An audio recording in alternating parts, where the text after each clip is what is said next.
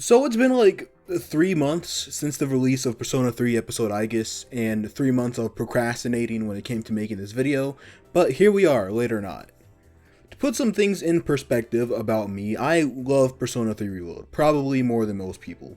It is my second favorite Persona game, as well as my second favorite video game in general, and as someone who loves this game to death, I was extremely excited for episode Aigis to release, and it hurts to say that I had a less than enjoyable time with the DLC. All this is to say that anything negative that I say in relation to episode Aigis comes out of a place of love for the game instead of a place of wanting to needlessly hate on the game. To make things a bit easier on myself, I'm going to be organizing this video into 3 different categories: the negatives, the positives, and my conclusion.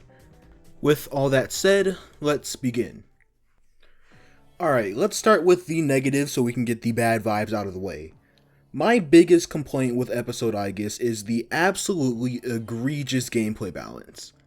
I'm imagining you've played at least one Persona game if you're watching this video, so I'm not going to go too deep into this, but the modern Persona games split their core gameplay into 2 halves: social simulator and dungeon crawling. Each half exists in order to prevent you from being drowned in the other. Tired of slaughtering shadows? Then go work on your social links. Tired of grinding your social stats? Then go raise some hell in Tartarus. However, in episode Aigis, I'd genuinely say a solid 85 to 90% of your time is spent grinding away in the abyss of time, with the other 15 to 10% being story content. And even as someone who absolutely adores playing Persona, after a while I got tired of grinding for hours on end just to get crumbs of story content and a couple hangout events that don't break up the time between each door well enough. It is extremely easy to become fatigued when playing this DLC, which isn't good at all. This also cuts into the replay value of episode Aigis. I can see the replay value in a regular Persona game, because even if the dungeon crawling is trivialized by a new game plus file, I still get to experience the other half of the game all the same. My favorite character stories, my favorite story moments, and it's still worth the playthrough because there's so much of it.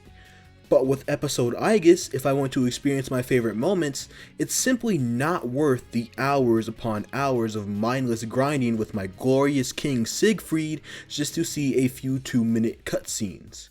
At that point, it would be much more efficient to just watch the scenes on YouTube.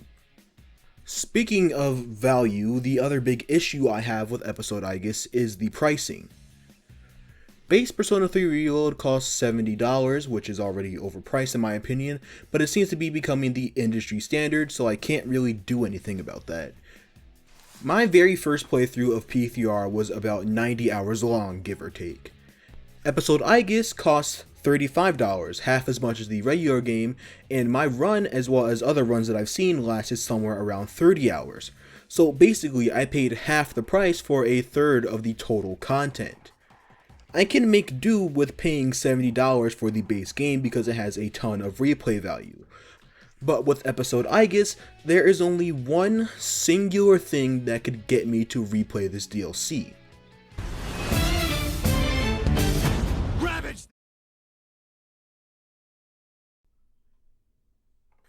Yes, to me, the only bit of replay value episode Aigis has is the completely optional Joker super boss, something that exists entirely outside of the story.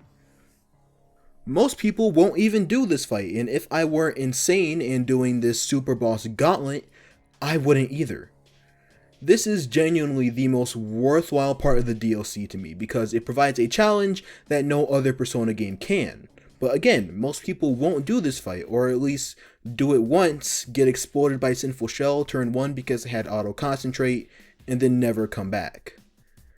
This DLC is far too overpriced for what it provides to the average player.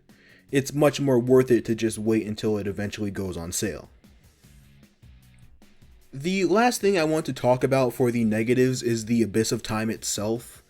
It's just as bad as Tartarus, but this time it's upside down. Hell, I feel like the Abyss of Time became just as mind-numbingly boring as Tartarus in much less time. Probably because I was exposed to it much more frequently than Tartarus. Anyway, enough with the negativity. let's talk about what I liked about episode Aigis. Of course, this is Persona, so it's almost a given that the music is amazing. I'm not an expert on music in any way, so my descriptions will be very basic, but I love the new battle theme, Don't. It's actually my second favorite Persona 3 battle theme, just barely being beaten by Wiping All Out. Its perfect mix of the upbeat instrumental and somber lyrics make for some very interesting vibes when I was slaying shadows. And Disconnected, both the opening movie and the song itself, is so goddamn beautiful. It perfectly suits the tone of episode Aigis both lyrically and musically.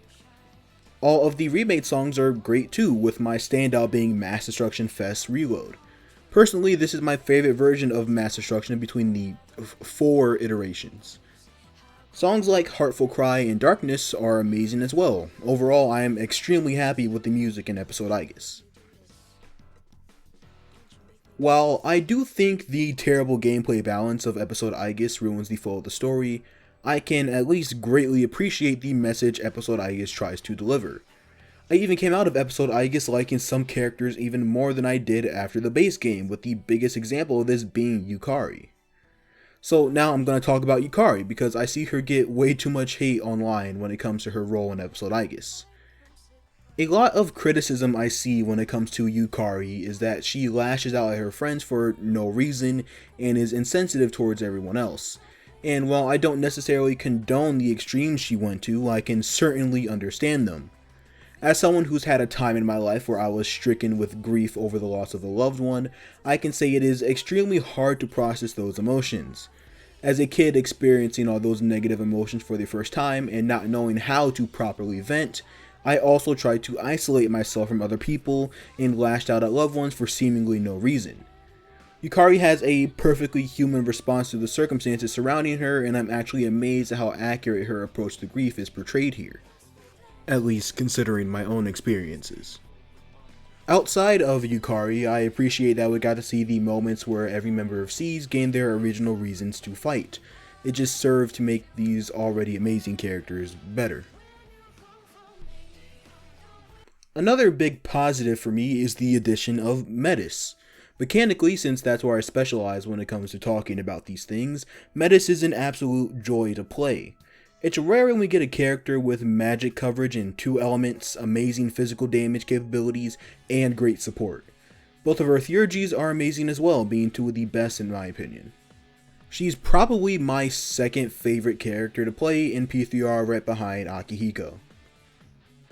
Seeing promo material for episode Aigis, I was immediately drawn to Metis' design, and thankfully her character didn't disappoint either.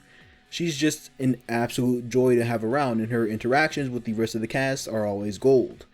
She's like the slightly annoying little sister that you still enjoy spending time with, and her voice actor, Lizzie Freeman, does an amazing job at selling that.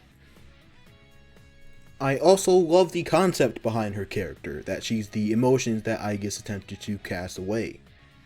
Everything about Metis is just amazing to me, and honestly she's my second favorite out of the re-release exclusive Persona characters, after Maruki. Episode Aigis provides a great message and utilizes Persona 3's amazing characters and themes in a way that ends up hitting pretty hard, but that message is buried underneath hours and hours of repetitive combat with barely anything to break it up. It starts off incredibly strong and ends incredibly strong, but between that is a mountain of fluff with little to no actual payoff that makes it not worth replaying in order to experience its strong moments again. And I feel like Atlus knew this, which explains the inclusion of Joker as a boss. All of this combined with the frankly ridiculous price of the DLC leads me to say that I was disappointed with the expansion as a whole. Let me know what you guys think in the comments, and that's it for this one.